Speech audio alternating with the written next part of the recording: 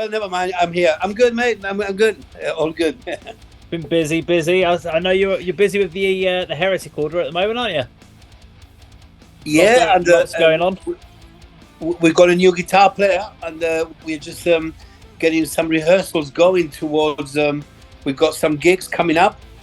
One of them is a big festival in Spain called Z Live, and it's headlined by Halloween, Michael Schenker, Exodus. That's in June, and then we got some gig in London with it's for the Metal Days warm up thing. Metal Days Okay. Slovenia. So we've got things coming, but apart from Breed, I'm actually at the minute I'm very busy composing and recording some demos with the Breed guys. We started like a reunion thing like a year ago, but it's been a bit slow. But the reality is that we wanted to do it really well. It's all about the music. It's not about anything else. And it wasn't working and the songs are not as what we wanted. So, but we've been really working hard on that, and lately it's sounding very good. We've got a new drummer on the project. Okay, and, that's good. And everything is sounding good, but like we didn't want to like just put out some half-assed thing. It's gonna be about music entirely, and we didn't want to like just go on past glories. It's got to be relevant. If Breed is coming back, it's got to be a relevant album and a relevant project and relevant to nowadays. So yeah, it's taking its time, but we are working on it. Well, as a Breed fan, I know that I would much rather have a decent album rather than something that's just rushed out for like leftover tracks or anything like that. Because I know Paul injured his knee. Actually, but it was his ankle. He got it very, very badly. He had those those spin-out wheels rider thing. Yeah, it's just a wheel thing, and he had a very bad accident, and he broke his ankle very badly, and he had some screws inserted in his ankle, but then it didn't go well, so they had to reoperate, open again, take the screws, put them back. So he was very fucked up for a while with the leg, Yeah, I spoke to him probably about 18 months ago, and we were talking all about Breed 77, and he was talking about you guys and getting ideas together, and he was putting his covers out there, and he was doing all this sort of stuff, and then it all suddenly just stopped. And I was just like, "What? I've not seen any updates from Paul on his channel. I've not seen anything." And then, of course, he messaged me and let me know what had happened about his ankle, and so I'm glad to know that he's on the mends, and that obviously you guys are at least now getting closer to some new Breed 77 material, which will be great. Because I'm going to talk a little bit about Breed 77. I want to kind of go back a little bit and chat about Breed 77. Also want to talk about obviously the Heretic Order, and I also want to talk a little bit about back in days when I was playing in my old band Nothing Gained. And I know that you were doing a lot of work within grassroots music in London, so I wanted to talk a little bit about some of the stuff you did with Nambuka, and so I know you were involved with the guys there when we did Battle of the Bands, and because I used to do sound engineer. Actually, I still do it. I still do sound engineer around London and do loads of stuff.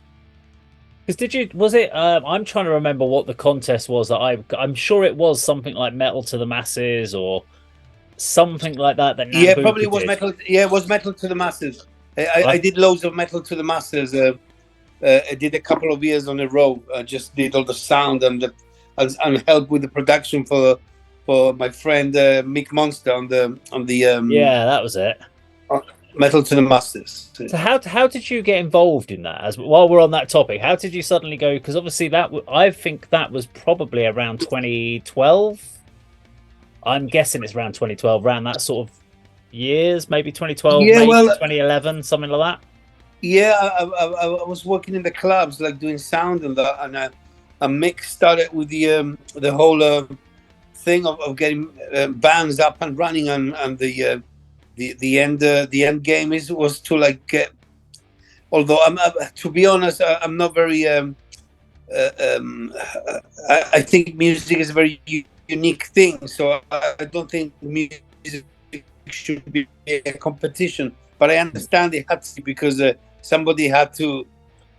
Everybody kind of play. So I thought it was a very good idea of getting bands. Like upcoming bands for like a major festival like that is an amazing thing, and the people like Simon Hall and he's done a remarkable job with what has become the metal to the masses and the chance and opportunity it gives. So I started helping Mick around because Mick got the metal to the masses of London. He's been doing it for a while. So I was helping him with the production, and I started as a sound engineer. So I've been like kind of the judge in some of the gigs. So yeah, I actually had a really a good time. I mean, like things develop, and I couldn't like keep on. Although I do sound engineering still in London, but I'm busy with work on that, so I couldn't give the commitment to do the last couple of metal to the masses is done. But yeah, it was an amazing experience of like getting bands there and seeing who won and the whole and how do you develop seeing a band like from 2 or 3 gigs, how they become a bit better, like and it's I thought it was a very good experience for the bands and for people involved and for the people that go and watch those kind of events. They are great fun. I mean, I cover the Club 85 Hitch in the Hertfordshire. Awesome. So I cover that every week. It's great to see. Nice. I've been doing it. Did it all last year. I'm doing it this year at the moment. We go there, film it every week, do footage for the band, so they get 6 cameras. They get to mix it and do bits and bobs, so they can use it for promotional material, which is great to do. But it's amazing to see some of the bands that are coming through. And in fact, actually, we had a couple of weeks back, we had headliners Jackal's Backbone, whose guitarist is Jamie, who is obviously you were mentioning about your guitarist. Yeah, so obviously I'm well aware of. We mentioned that the other day when we were in chat. So good guitarist to have come on board for the Heretic Order. Let's talk a little bit just about Breed 77 because I was really intrigued about it. I came into Breed 77 on the was it Cultura album, and basically it was Scuzz TV, and it was In This River music video. I remember seeing that at like 2 a.m. one evening and absolutely loving that track, and then that's what got me into Breed 77. But I'm just sitting there thinking that the band kind of got together back in 1996, and you're in the height of the new metal.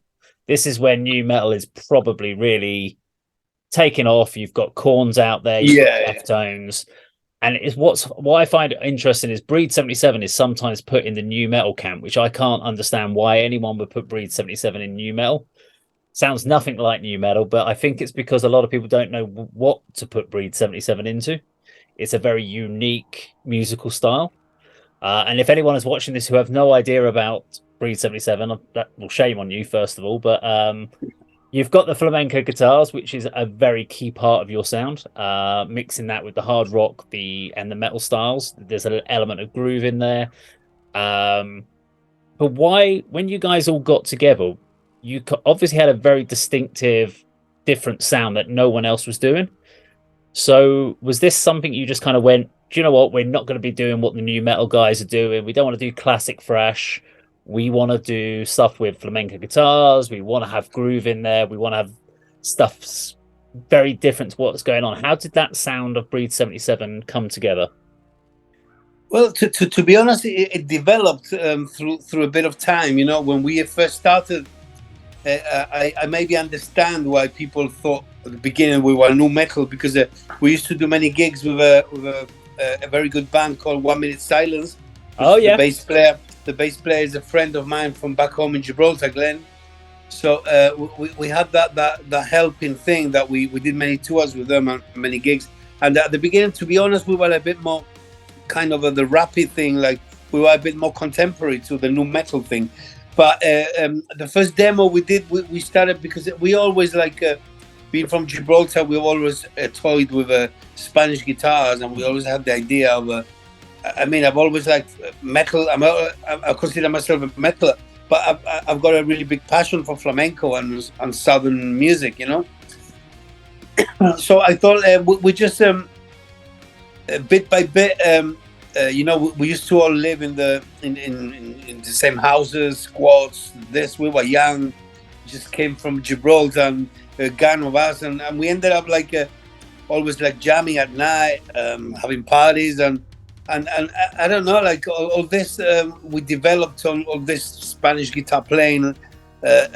So we ended up like trying to the transit of joining it with the metal, and it started sounding cool, and we got a bit brave. At the beginning we weren't very sure, because we thought, oh, in England, UK, for example, that's not gonna like go, who the fuck likes that kind of thing, unless it's people that go on a holiday, or like a older generation, but it didn't seem like.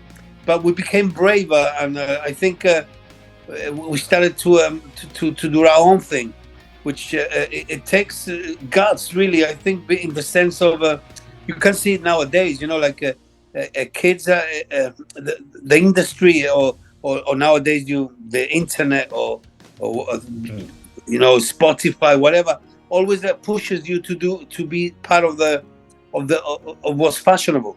And if you do something completely different, you're very weary that people are not going to get it and go like, what the fuck is that? It's safer to do something that is known and is okay for the ears of other people. It's better, maybe easier at the beginning, sounding like Korn or Deftones, than doing something original, because it happens like people are more inclined to, the band sounds like something.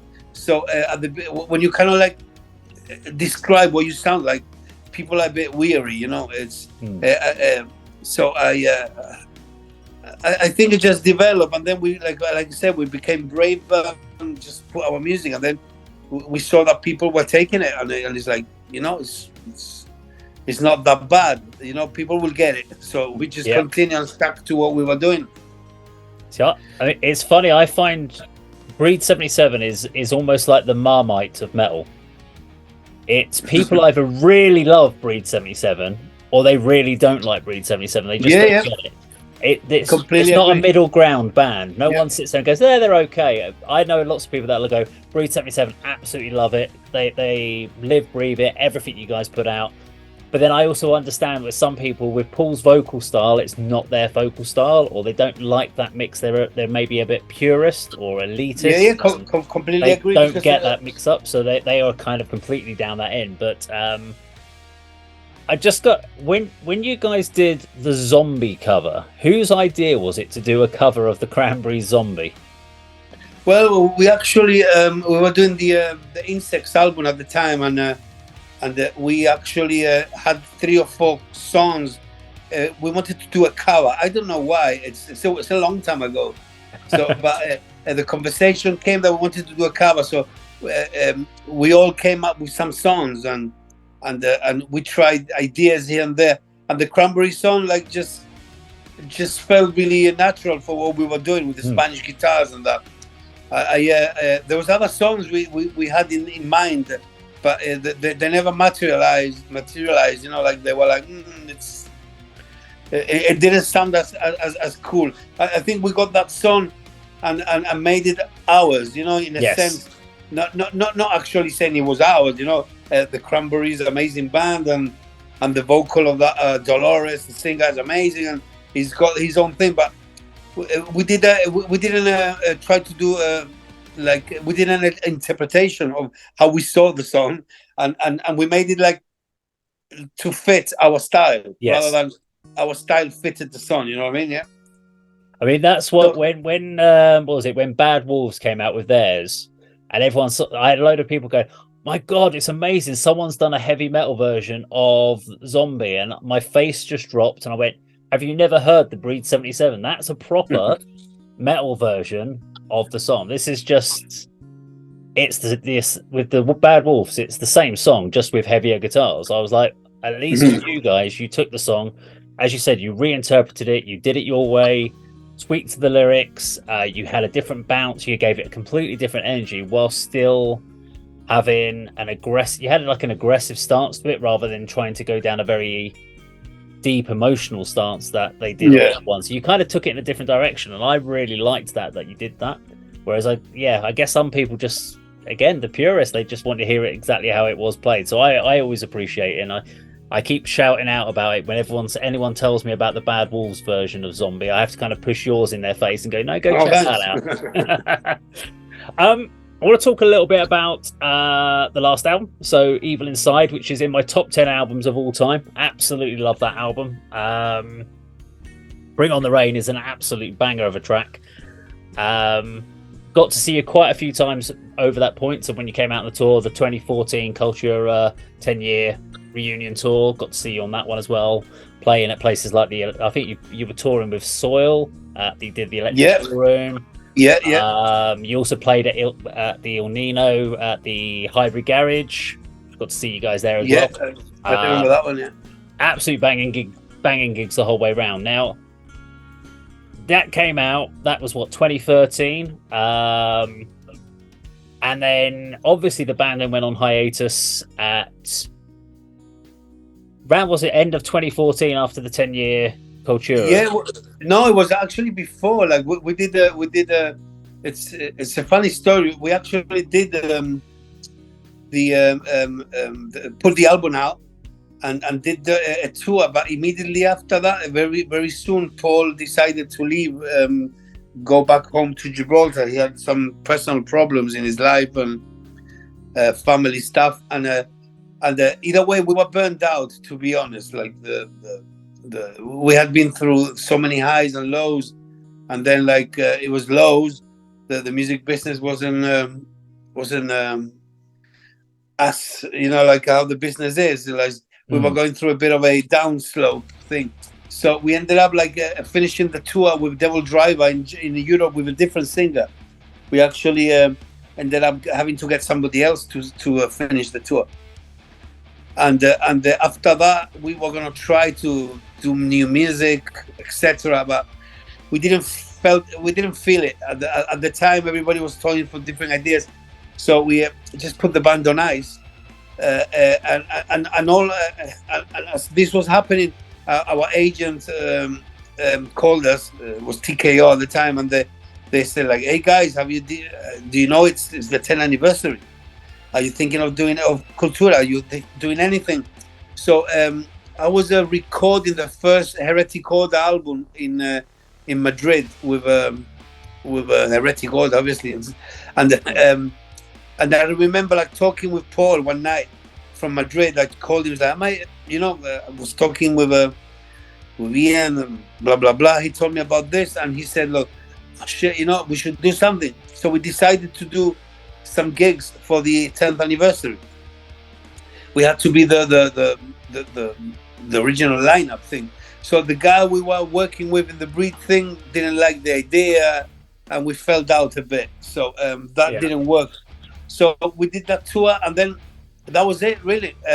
We never announced we split up, or it was a hiatus, but in reality, we never did anything else. That was it. We never actually needed to because we didn't want to put a divorce thing, or we split up. We didn't announce anything like that.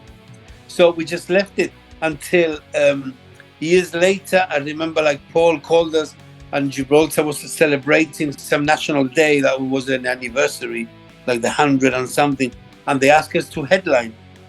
And to be honest, we were all honored, and we just got the band together for that one off, and that was it. And after 9 years, in 9 years, that's what we did. That's it. That was the end of it. I was really busy with Heretic Order.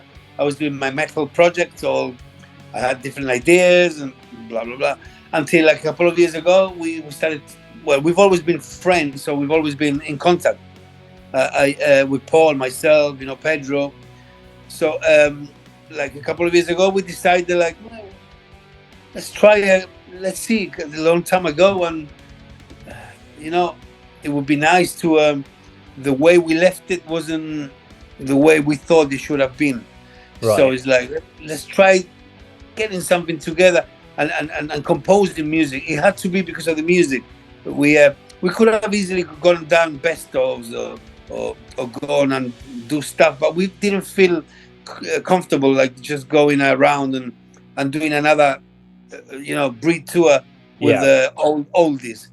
So we thought, like, let's try it together, guys. And if we are relevant, if we think we are relevant and we have something to say musically, then we'll have a comeback. But if we're not, what's the point? Like it's like it's got to be right. It's like flogging a dead horse. Like not gonna say name, but how many bands come back and forth, big bands. Oh, we split up 2 years later. Oh, we're back, and it's like, this was the point of that. And so we thought, like, let's start composing. And since then we've been composing. There was a couple of false starts that we thought, like, let's do some gigs and that, but the music wasn't right yet. But sometimes it's a bit more difficult because Paul lives in Gibraltar, so a meeting and that is difficult. So we're doing all the thing online, and it's taken a long time. But now we've got, like, let's say 15, 17 songs, and like last week we did a rehearsal with the drummer. So we are getting more involved now, and I think the idea would be next year would be amazing if we can get something out and do some gigs. That would be great. Let's pencil that. But I'm not going to definitely say anything because you cannot control life. Many things happen. Look what happened to us. Paul had that accident, so we were like slowed down again. So our idea is, like I said, like coming back, but it's got to be something that is relevant to us, that we feel it. That look, we're doing good music, and we are giving music that we think is the best we can do. Yeah, no, that makes sense. Not just something half-assed, or just let's do some past glory songs and just play for the sake of playing. I think we all want new music as well, so it's not just about a reunion show. We're always looking for new stuff, so I would definitely look forward to that. I've got to ask about the Heretic Order then. So the first album came out in 2015, which means you were obviously pretty much, if The Evil Inside was 2013. So was the Heretic Order, no matter what happened with Breed 77, was that going to be going on as a side project even if Breed 77 continued? Or did the Heretic Order come out because Breed 77 went on hiatus? Well, how did that come into it? That's a good question, because at the whilst we were doing at the end of the cycle of that I told you that we were doing this stuff with Evil Inside, I started composing some metal songs. It was a bit of a joke at the beginning. I wanted to do tongue-in-cheek.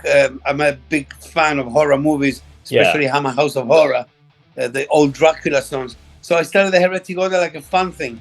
So I was actually doing these songs, and I wanted to record them either way, irrelevant to Breed at the same time, But then when Breed, like, we stopped doing it, so this took over for me, and then Stuart joined in the project. Stuart was the bass player in Breed as well.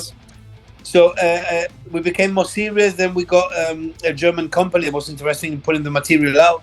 So we did the first album, and then just continued, Then we did the second album. We did some gigs, and we were lucky enough. We did some Bloodstock gigs. We did the Hammerfest, and then we went on tour with Iron Morbid in Europe.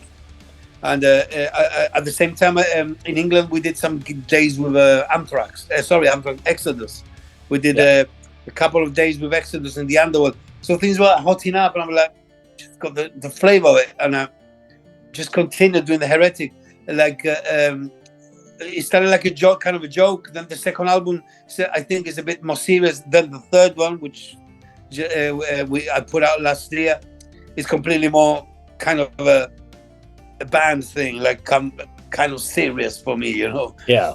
And I am at the minute. I am composing for the fourth album.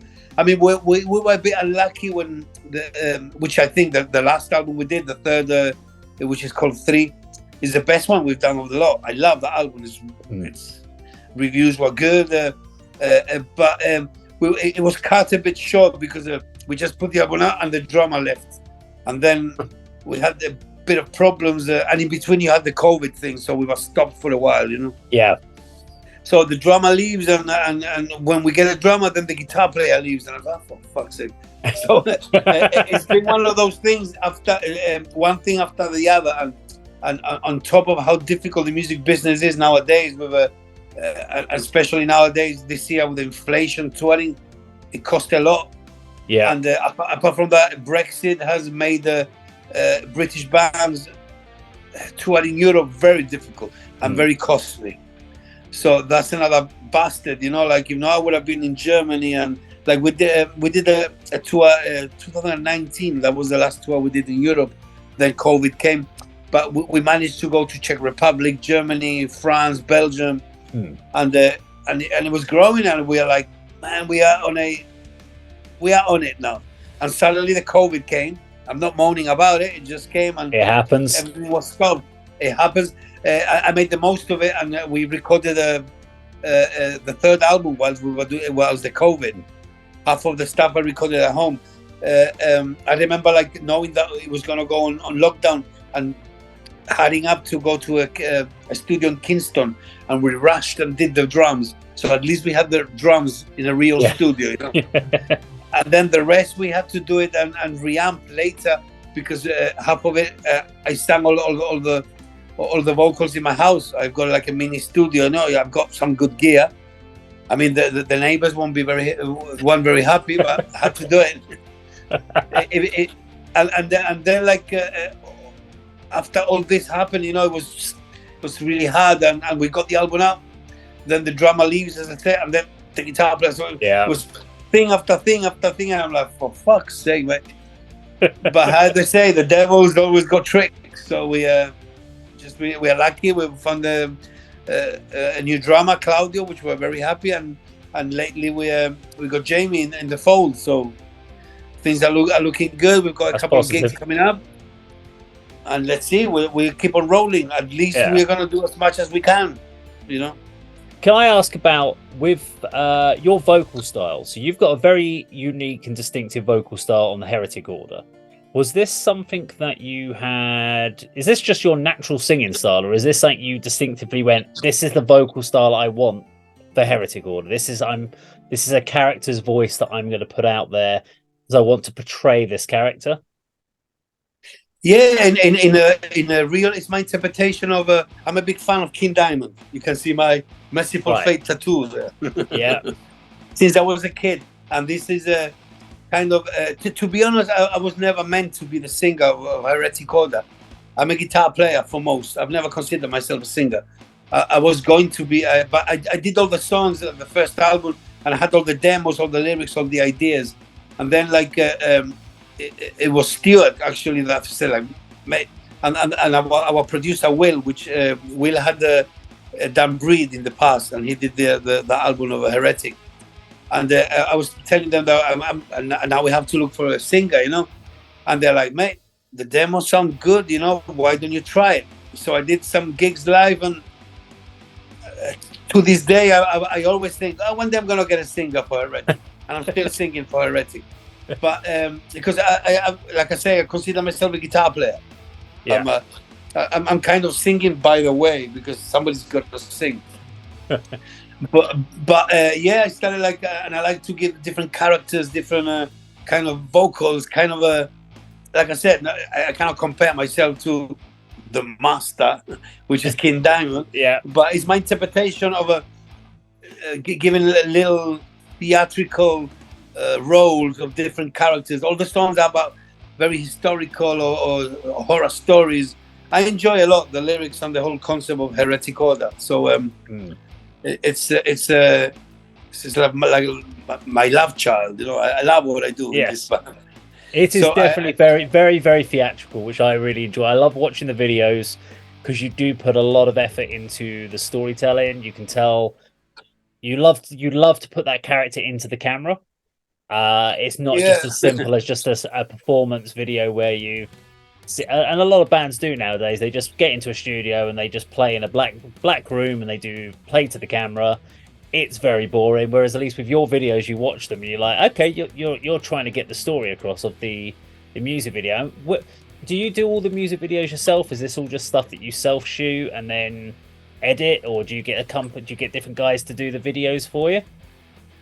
Well, a couple of videos we did with Sean from Loki Films, but all the ideas and all the concepts I had it, and some of the videos, the last videos for the Conjurer, for example, I did everything. I did the video editing, directing, you name it, I did it.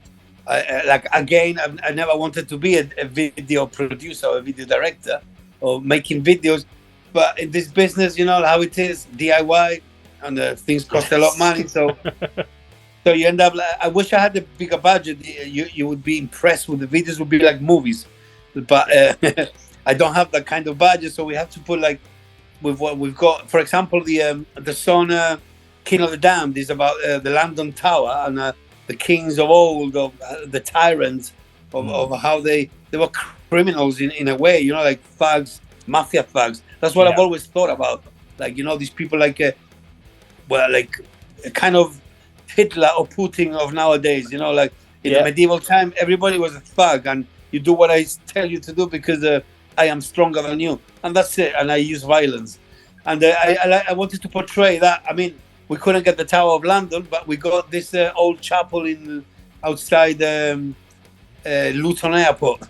Right. Okay. we managed to go there and do the video. But that we did with Sean Loki. Sean is an amazing video producer, editors. So, the other videos I had to do myself because of the budget. We didn't have the new budget. But as we speak, I'm thinking of doing another video for one of the songs of the last album, the Heretic Order.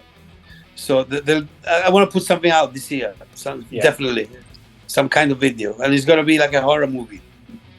Well, I'm definitely going to look forward to that. I just want to say a massive thank you, Danny, for actually coming onto the channel to chat to me.